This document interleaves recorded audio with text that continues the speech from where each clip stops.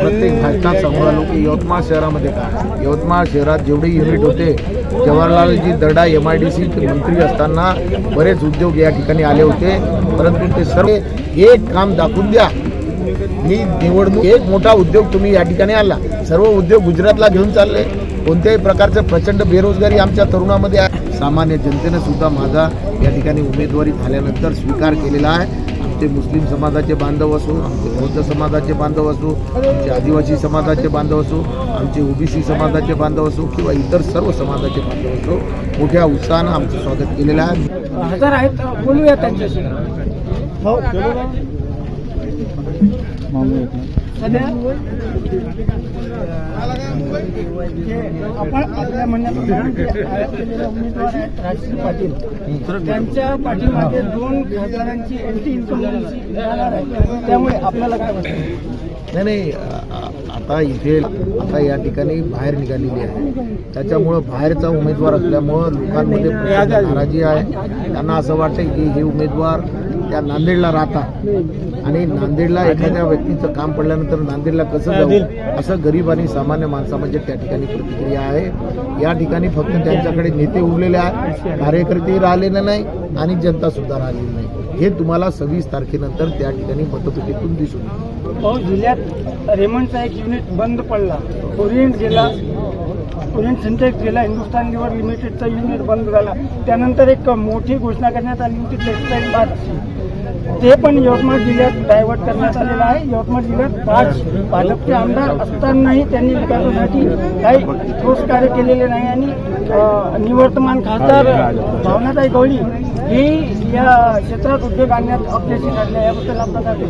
नाही, हे तर मी तर प्रत्येक भाषणात सांगू आलो की यवतमाळ शहरामध्ये काय, यवतमाळ शहरात जेवढे युनिट होते, जवाहरलालजी दर्डा MIDC चे मंत्री असताना बरेच उद्योग या ठिकाणी आले होते, परंतु ते सर्वच्या सर्व उद्योग बंद पडले. भारतीय जनता पार्टीचं राज्य या देशामध्ये सत्ता 10 वर्षापासून आहे.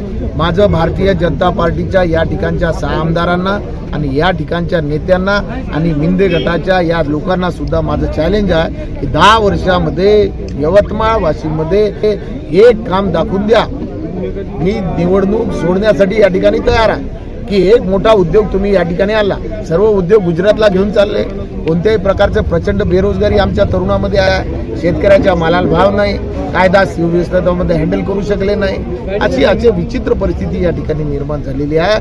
जनतेचा प्रचंड रोष आहे. हे 26 तारखेला मतपेटीतून जनता दाखवून देणार आहे. यवतमाळ वाशिम लोकसभा मतदारसंघात एक सक्षम पर्याय म्हणून मागील 25 वर्षापासून जनता वाट पाहत होती. एक सक्षम पर्याय म्हणून या निवडणुकीत आपला चेहरा समोर आलेला आहे आणि या निमित्ताने आपला ॲक्शन प्लॅन काय राहणार आहे विकासासाठी? विकासासाठी या ठिकाणी सर्व जाती धर्माचे लोक माझ्यासोबत आहेत. आनंदाची गोष्ट अशी आहे की काँग्रेस, राष्ट्रवादी, आप, शिवसेना सर्व कार्यकर्ते इमानदारीनं कामाला लागलेला आहे. हा माझा प्लस पॉईंट आहे. माझी उमेदवारी जाहीर झाल्यानंतर एकाही पक्षाच्या एकाही व्यक्तीनं मला विरोध केलेला नाही. सामान्य जनतेनं सुद्धा माझा या ठिकाणी उमेदवारी झाल्यानंतर स्वीकार केलेला आहे. आमचे मुस्लिम समाजाचे बांधव असो, आमचे बौद्ध समाजाचे बांधव असो, आमचे आदिवासी समाजाचे बांधव असो, आमचे OBC समाजाचे बांधव असो किंवा इतर सर्व समाजाचे बांधव असो, मोठ्या उत्साहानं आमचं स्वागत केलेलं आहे. मी त्यांचं सर्वांचं मनापासून या ठिकाणी आभार व्यक्त करतो आणि मी जर या सर्वांच्या आशीर्वादाने खासदार झालो तर मी सर्व जाती धर्माच्या लोकांना सोबत घेऊन जे या ठिकाणचं वातावरण आमच्या यवतमाळ जिल्हा वाशिम जिल्ह्याचं जे अतिशय चांगलं वातावरण होतं तसं वातावरण निर्माण करण्याचं काम आम्ही आमच्या माध्यमातून या ठिकाणी करू. आम्ही सर्व लोकांना घेऊन चालू आणि सर्वांना असं वाटेल की ज्याला आपण मतदान केलेलं आहे तो योग्य व्यक्ती आहे. धन्यवाद. आमच्या विदर्भ टाइम्स YouTube चॅनेलला सबस्क्राईब करा आणि बेल आयकॉनला क्लिक करा आणि रहा आमच्या सोबत अपडेट.